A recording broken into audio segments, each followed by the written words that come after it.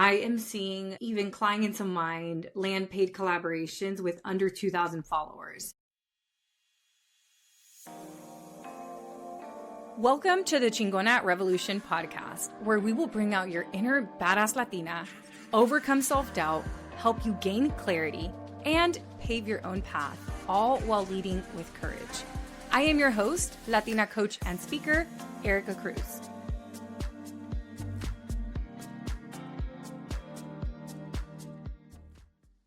Hello. Welcome back to this week's episode of Chingona Revolution podcast. This is part 3 of my 3-part series, Profitable Personal Brand. Today, I am taking you behind the scenes of how I landed brand deals and paid collaborations, all thanks to showing up and building my personal brand. I used to think that brand deals were only for influencers that had millions of followers until I started to get emails inviting me to work with top brands. I mean, we're talking Acura, Burt's Bees, QuickBooks, TurboTax.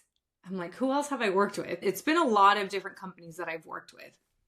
And I did not have millions of followers. I think my first brand deal, I did have a good amount of followers on TikTok. This was with Burt's Bees. That was my first one. I think I was at about 100,000 followers on TikTok. But even more recently, I've landed some paid collaborations that were strictly for Instagram when I had less than 20,000 followers. So my account has recently grown on Instagram because I've put in a little bit more effort. And I already am seeing more opportunities come into my inbox. So there's definitely a correlation, and it does not have to do with follower count. I think now more than ever, we are seeing smaller creators known as micro creators working with top brands. So they're not just working with the multi-million follower count creators or even creators with over 200,000 or anything like that. I am seeing even clients of mine land paid collaborations with under 2,000 followers. And this is growing and growing because it's not just so much about numbers. Now it's a lot more about how engaged your audience is and how well they trust you. I personally did not start off as an influencer. I was not even focused on brand deals. I was showing up and I was sharing my journey of transitioning from tech to starting a business. And I was just sharing my journey along the way. I remember thinking, oh yeah, brand deals are never something I could get. And I actually didn't even know that you could make a good amount of money with brand deals. But I'll never forget when I received that first email from Burt's Bees. I was out walking my dogs. We used to have 2 of them at that time. And they wanted to do a campaign around self-love with one of their newest products. And funny enough, I was already doing a self-love series on TikTok. And every day I would give people either a journal prompt or something around self-love, or I would share something about self-love. So it actually ended up fitting in pretty perfect with what I was already doing. And I was going to tell them my rate was something like $500 or something like that. And if it was not for my mentor at that time, I don't think I would have negotiated as hard as I did. But I think I came back and I told them it would be $9,000 to work with me. And we ended up settling at like $7,000 or like $6,600. And I still smile now as I talk about this experience because I had no idea. That could have gone a completely different way. If I had never spoke to my mentor, I could have ended up with being paid $500 and I would have still been happy. But the fact that I got paid over $6,000 for my first ever brand deal was mind-blowing. So I'm not sharing this to brag. I'm sharing this to say I myself didn't know how to advocate for myself because it was such a new industry to me. But this is an industry that is literally just getting started. The creator industry is projected to continue to grow and grow and grow. So if you're telling yourself this market's already saturated, I'm too late, none of that is true, especially now that brands are working with smaller creators. But I'm sharing this story with you to share that many people end up underpaid simply because they do not know how to negotiate. And that is a big factor. And if it wasn't for me learning the skill of negotiation in my tech job and then bringing it with me to these brand deals, there's no way I would have made the amount that I have made. So to share with you what is possible with brand deals, I have made a total of $275,000 from brand deals since I started doing them just a few years ago. And a lot of this money came from repeated partnerships. So it wasn't like I was landing a ton of new partnerships every month, but QuickBooks was one of those partners I worked with multiple times. We did many campaigns together. I also worked with TurboTax a few times, and I worked with a few other companies a few times. And that repeated partnership really allowed me to bring in more income and work with a company that was really in alignment with my values. And remember, at the beginning, I said I was sharing my journey of starting my business and of entrepreneurship. So of course, QuickBooks made sense, especially because if you don't know what QuickBooks is, it's an accounting software. But QuickBooks was the first investment I ever made in my business, besides working with a coach. But that was the first technology I ever purchased to know how much I was spending, how much I was making, and pretty much to organize my finances. So that was a very easy partnership for me to work on. Another one was I worked with Spotify a few years ago and a couple of years ago. And at that moment, Spotify was heavily embedded in my life. So it was so easy for me to create a commercial for Spotify. And that one actually was, the fun part about that is that it was all in Spanish. And it was aired in Mexico and in Colombia. So I happened to be going to Mexico the month after this partnership was over because I was going to a Joe Dispenza event and it happened to be in Cancun. And my own ad came up for me. And I was like, oh my gosh, that's me, because I was never going to see it in the States because it was a Spanish ad. So anyway, I've had some really cool moments with brand deals. And while that has not been my biggest focus over the last year, I don't think I've done one in the last 8 months or so. I've been focused a lot more on refining my coaching programs and focusing on that, and as well as speaking engagements. But I still think this is a key component that's allowed my business to be successful and sustainable. And a lot of you are interested in brand deals, but you have this misconception that you need a ton of followers before you can make this happen. So what I hope to do in today's podcast episode is not only share my journey, but also tell you how it is that you can start becoming more magnetic to brands, how you can start to stand out to brands, because most people think the strategy is reach out to all the brands possible and see which one writes back. And personally, I'm not a huge fan of outreach, especially a cold outreach.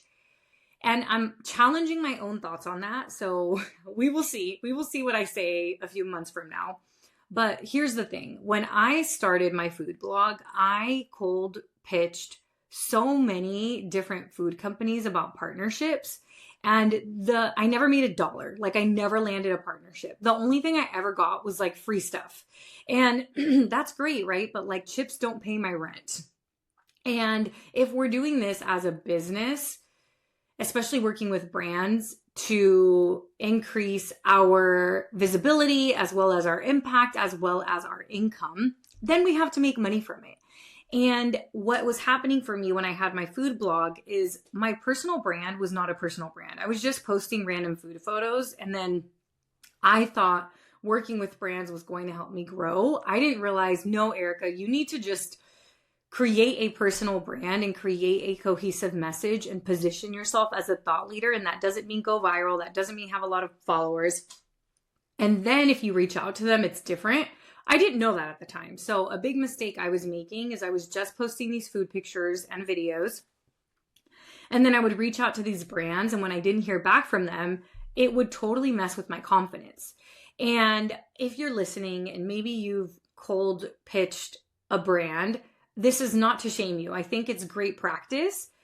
I don't think it is the top strategy. So what I teach my clients, and this is what I'm going to be teaching in my free training on May 4th, the Magnetic CEO method, I teach them to build a brand where they already position themselves as a thought leader. They're already creating really good content. And that way brands can find them. This does not mean, though, that there isn't space or opportunity for you to possibly reach out to a brand. But your personal brand has to exist. So instead of waiting for brands to come and find you, it's all about how do you become the brand. Most people think that brand deals are about having a ton of followers, having the best aesthetics, or going viral.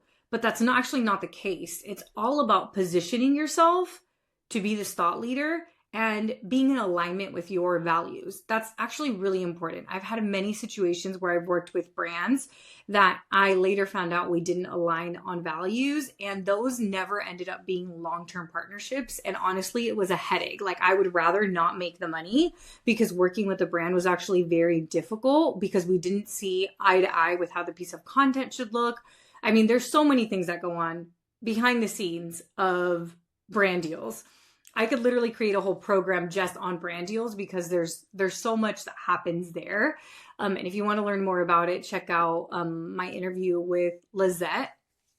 And she talks a lot more about brand deals in our interview. Okay, you can go back and listen to episode 197, which is all about influence with impact, how to build a brand that pays you and feels like you with Lizette.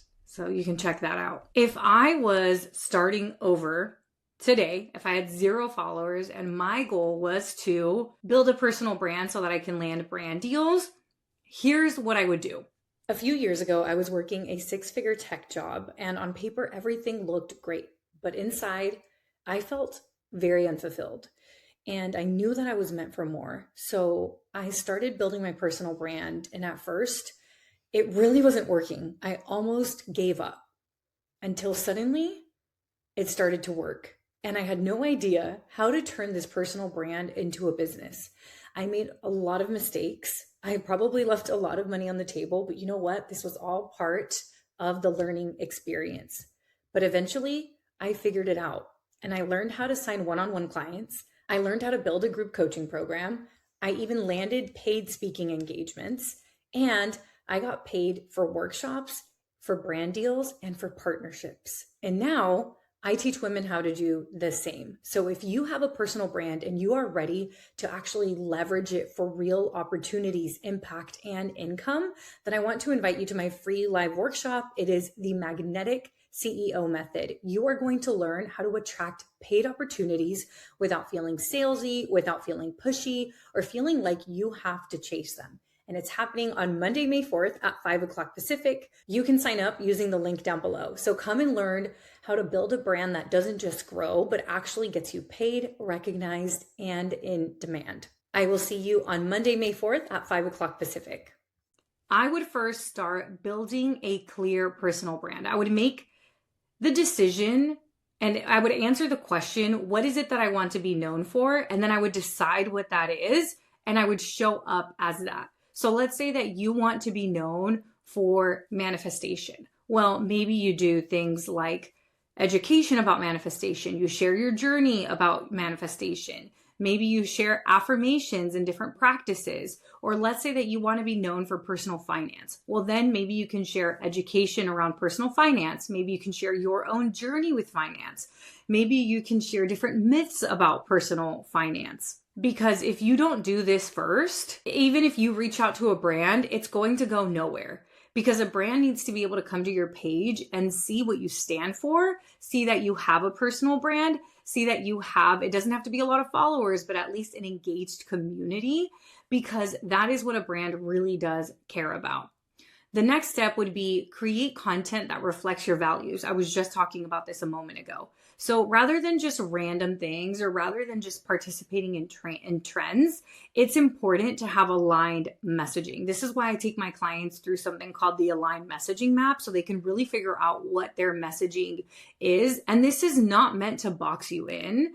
Let's say that you are, like for me, right? I am all about building a personal brand so you can manifest your dream life. That's kind of my thing. But let's say that I want to share how it is that I work from home as an entrepreneur and how I create content from home. And maybe part of that is like, hey, I work from home. Here's the breakfast that I make every day, and then I step into content creation and I kind of take you through a day in my life. Even though that's not specifically about building a personal brand, I'm taking you behind the scenes about what it's like to build a personal brand for me. Or even this podcast episode, right? This is a behind the scenes. I still don't limit myself. I still share, if you watch my Instagram videos, I still share how I go to kickboxing. I might do random stories of me and my family. Like, you're still allowed to show up as a human. But what I'm saying here is that you don't want just random stuff. Like, you don't want a photo of a shoe with no context. You don't want to one day do cooking videos and then the next day you're showing us how to change the oil of a car, unless your theme is, okay, I'm showing you how to do hard things you've never done before. Like, if that was your kind of, I guess, niche, for lack of a better word, or if that's what it was you wanted to be known for, like I just said in step 1, then that would make sense. But what I'm pretty much saying is we don't want you running in a bunch of different directions with your content creation. The next thing I would do, which would be step 3, would be I would start showing up like I was already working with brands. So I would show the different things I'm already using. So for me, I have curly hair. If I was doing a get ready with me for a day of content, I might want to share Rizos Curls, who's a product that I use. I interviewed the founder of Rizos Curls. Let me figure out which episode that is so I can tell you that too. Okay, that is episode number 37. If you are interested in hearing Julissa Prado's interview all about Rizos Curls. But let's say I'm doing a get ready with me. I might want to share Rizos Curls products. You may just want to position yourself in a place where you are already sharing the brands that you love. Not because you want to give them free promotion, but simply so you can start to already embed products in your content, which it's almost inevitable, right? Like, I have a Stanley water bottle right here on my desk that I'm constantly drinking out of whenever I'm doing coaching calls. And sometimes when I'm creating content, you can see it. So there are products we're naturally using. But here's the thing. Imagine that you have a brand where all you do is talk to the camera and you are in a white room with nothing behind you at all. And then you DM a product and you're like, oh my gosh, I really want to work with you. And then they look at your page and they're like, you don't show any products in your content. So that's not your content style. So I would really start to show up like a brand partner. I would share the tools I already use. I would talk about how I use them, and then I would integrate it naturally, right? So you're not selling the product. You're just naturally showing how you already use it. The next thing I would do, which would be step 4, is to build trust with my audience. I would do things like lives, or I would do polls, or I would ask them questions.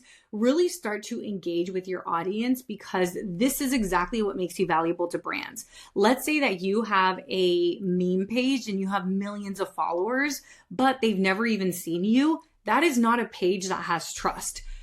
A brand would rather work with somebody that has 5,000 followers or even 500 followers, who's constantly showing their face, who's constantly showing who they are on their page, versus a meme page that might have 1 million followers. But there's no trust there. It's literally just, yeah, the content is shareable because it might be funny or it might be relatable, but it's not exactly where a company might want to promote their service or their product, because you don't really have that trust there with your audience. And the 5th step would be to position yourself for inbound opportunities. So what this looks like is, let's say that you want to be invited to creator events. Maybe you add your location in your bio. Because let's say you're based in San Francisco or New York or Miami. This is where a lot of creator events do happen. But if they don't know where you are located, they won't know to reach out to you. Or another thing that you can do here in this step would be creating something like a media kit. A media kit is something that shares who you are, what you stand for, what your follower metrics are like. So what percentage are male versus female? Where are most of your followers located? Where you are located? What kind of content you create? What kind of brands you've worked with already? Even if you haven't worked with any brands yet, I still recommend having a media kit. And this is what you can send off whenever a brand reaches out to you because they're interested in working with you. But if you have followed steps 1 through 4, Step 5 could be about waiting for brands to reach out to you. That's what I have done most of my career. But if you've done steps 1 through 4 well enough and you reach out to a brand, that is not cold pitching anymore. That is you reaching out about a collaboration because it makes sense. That's not you reaching out to a brand saying, hey, I really want you to work with me. And like, if you work with me, then I feel good enough. No, it's you coming to them with like, hey, I've got this personal brand already. Here's who my audience is. I already use your product. I would love to talk to you about a partnership. That outreach feels very different because you weren't waiting for them to come find you and validate you. You validated yourself. You showed up as the version of you that already has influence, already has impact around with your community. And that is how you can also start partnerships. Inside of my mastermind, I have created a template for my clients to support them with creating a media kit, as well as templates if they want to reach out to specific brands, as well as support with positioning them so that they can be the best fit for the brand. So if this is resonating with you, join me for my free training, which is happening on May 4th. It's sponsored by my mastermind, Magnetic Mastermind, so you will learn a lot more about my mastermind there. But if I can leave you with anything today, it's that you do not need more followers. It's all about how do you position yourself as a personal brand already that brands want to work with. And this can happen with under 1,000 followers. I've seen it happen. You may not be making $10,000 a post. That's totally okay. But you could start building relationships. You could start getting paid $100, $200, $500. And if you're already creating content anyway, might as well get paid for it as well. Okay, friends, I can't wait to see you on May 4th and hopefully inside of Magnetic Mastermind as well. And I will see you next week. Thank you so much for joining me this week. Make sure to visit theericacruz.com. That's Erica with a K, where you can subscribe to the show so you'll never miss an episode.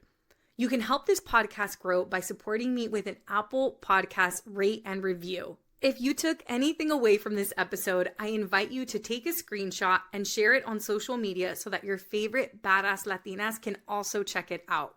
Be sure to tag me at the Erica Cruz. That's Erica with a K, because you know I want to see it. If you're ready to join the revolution and be a part of the Courage Driven Latina community, visit couragedrivenlatina.com to get more information and join the waitlist. Thanks again, and I'll see you next week.